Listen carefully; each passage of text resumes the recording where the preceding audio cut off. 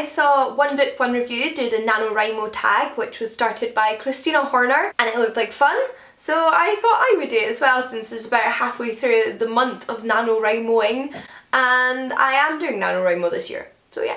Question number 1 is, how many years have you done NaNoWriMo? This year is my 3rd year of doing NaNoWriMo. I did it in 2011, 2012 and now 2015. Question number 2 is, how did you first find out about NaNoWriMo? And I think quite similarly, I found out about it through YouTube and Vlogbrothers and people chatting about it in the sort of Nerdfighter community back in 2010, but it had already started, so I didn't take part in it in 2010. Question number 3 is, what was the name of the first novel you attempted for NaNoWriMo? I didn't actually ever officially name the book I was writing for the first NaNoWriMo. I still have it. It's still a story I really care about. It was an epic fantasy novel. The main character was an elf called Brady, and I always thought the title would have something like the word traveller in it, but I never actually gave it an official name. It's still called NaNoWriMo on my computer, even though I've changed computers and added stuff to the novel since I started writing it that year. I never actually hit the 50,000 words that year, and I think to date of that novel I've still only got about around 35,000 words, which isn't nothing. Question number 4 is, give us a 1-sentence summary of the novel you're writing this year. A Greek myth retelling. My novel is a Greek myth retelling. I don't want to say what myth I'm retelling at the moment until once the month is over. I don't know. I just don't want to say it on the internet. Like, my friends know, but yeah, I'm not going to share just now. But it is a Greek myth retelling. Question number 5 is, what's the best writing advice you've ever been given? I keep thinking about non-fiction, like academic writing advice. I'm still finding it very difficult to get out of my... I don't want to get out of the habit and the headspace of writing academic writing, because obviously that's what I want to do for my career. But I'm finding it difficult to transition back to fiction writing. One of the most useful pieces of non-fiction academic advice writing I've ever received, so it is writing advice, and I do think it's like one of the best pieces of advice I've ever been given, is a lecturer once told me when writing essays, it's always difficult to know who you're writing the essay for. Is it someone with some knowledge, no knowledge, loads of knowledge, that kind of thing.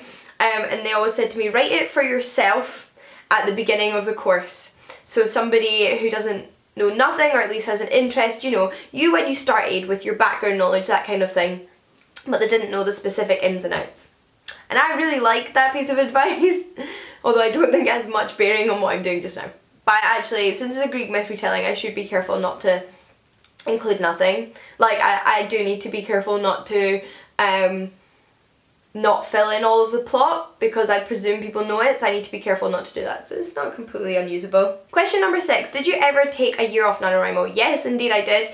In fact, when I did it in 2012, I'm pretty sure I stopped like halfway into the month, so I wouldn't even really say I really did it in 2012. 2013 was my final year of my undergraduate degree, so I was not doing it then. In 2014 I had just started my master's degree, so I was not doing it then. The reason I decided to go back to it this year is because I'm not currently at university this November, so I thought I would take advantage of that. Question number 7 is, what is your biggest inspiration when figuring out what to write? Well, I don't think I've ever had to figure out what to write. I've only ever decided to write something because I've had an idea or wanted to write something. I don't know, like, I'm not sure how the phrasing of that, I don't know how to take the phrasing of that question. In the past I've definitely enjoyed writing myth retellings. That is definitely a source of inspiration for me, at least. I would say, in fact, like, even mythology and just like the characters and creatures from mythology probably played a part in my fantasy writing as well. Next question is, read the first sentence from one of your novels. Well, I'll just read you the first sentence from this year's novel. It's really short, and it's just, everybody thinks they know me. That is the first sentence of my current novel. Question number 9 is, why do you love writing?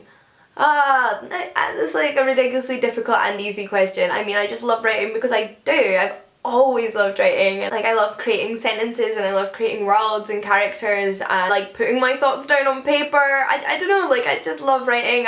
I have wanted to write fiction since I was about 7 years old. I remember writing my first proper short story for school as like an exercise at school, and ever since then I just fell in love with it. I loved using my own imagination, and as much as I love other people's stories and reading other people's stories and watching other people's stories, I also loved creating my own stories. I don't know, I just always loved writing. I don't know how to like narrow down an actual reason. But those are all of the questions. If you are doing NaNoWriMo this year, I highly encourage you to do this tag as well, and good luck in meeting your own personal goals, and don't worry too much about hitting the 50,000 words. I know I'm not going to, and I have no problem with that. I'm still really enjoying writing every day. So until next time guys, happy writing, and I'll see you all again soon. Bye!